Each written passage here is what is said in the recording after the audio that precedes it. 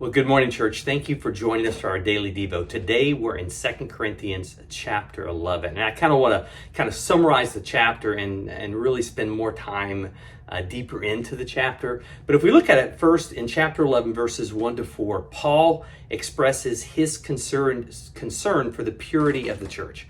Paul addresses his concern that the Corinthians were going to step away from spiritual purity and start following these false teachers, these false apostles, as he would call them. He says, I'm concerned for you that just as Eve was deceived and walked the wrong way, that you'll do the same. We don't know exactly what the false teachers was teaching, but we kind of believe they were trying to bring back that idea that to be a Christian, you had to be a Jew. So you needed to be circumcised. You needed to obey the law. And Paul didn't want them to lose the purity of the gospel, that we are saved by grace through faith.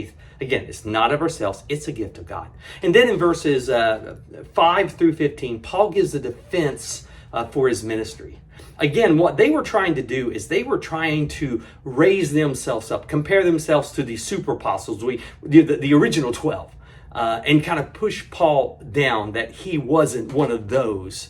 And he denounces them for their deceitful works and actually says they're being like Satan, trying to be an angel of light, bringing lies, bringing deceit to the church. And so he had some hard. And then the section I want to really focus on is starting at verse 16 through 33, where Paul really boasts about his weakness.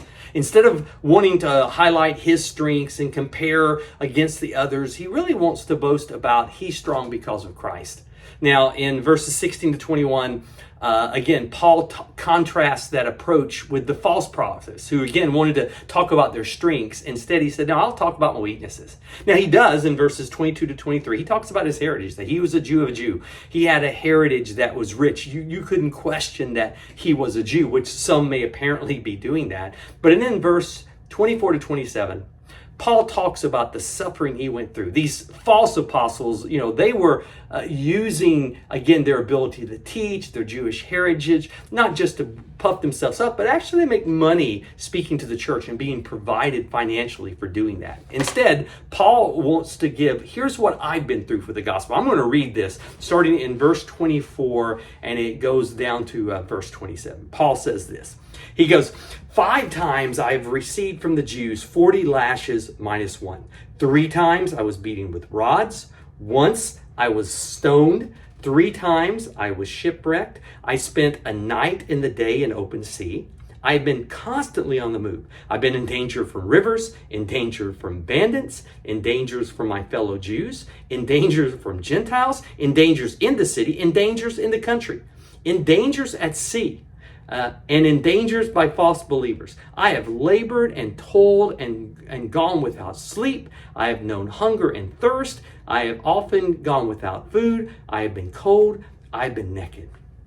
Paul here, again, is not trying to get in a boast or a comparison, but he just wants us to know, guys, if you do want to compare, just so you know, I have truly suffered for the gospel. And then he adds that last little verse in there, which he says, besides everything else, I have faced the daily pressures of my concern for all the churches.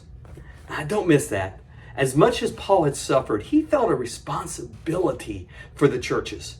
That's why he's writing this letter to the church of Corinthians at Corinth, so that they will understand and follow the truth and not be sucked away. That's why he wrote again, Ephesians, Galatians, Philippians, Colossians, trying to address the things that they were facing to try to right them. Don't think sometimes we understand, as much as the physical pressure was there was an emotional weight of being over those churches. That was huge.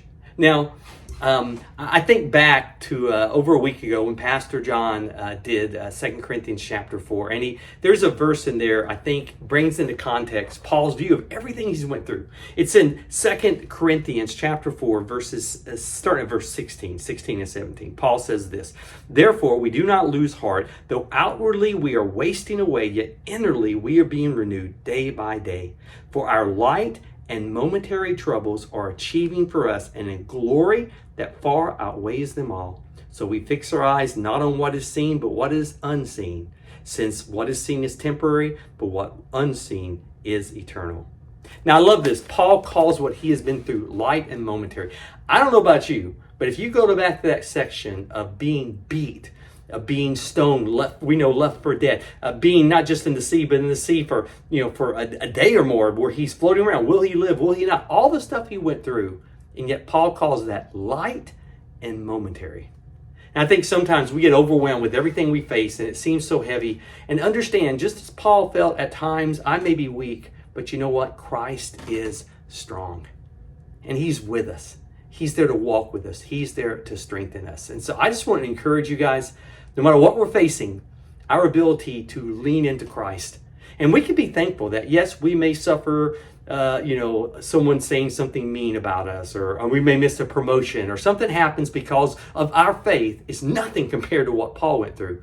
And Paul considered that an honor to suffer for Christ. So sometimes when we suffer for our faith, we can say, wow, what an honor to suffer for Christ. Guys, thank you so much for joining us for our daily Devo. I hope you'll continue with us tomorrow, and I hope you have a blessed day.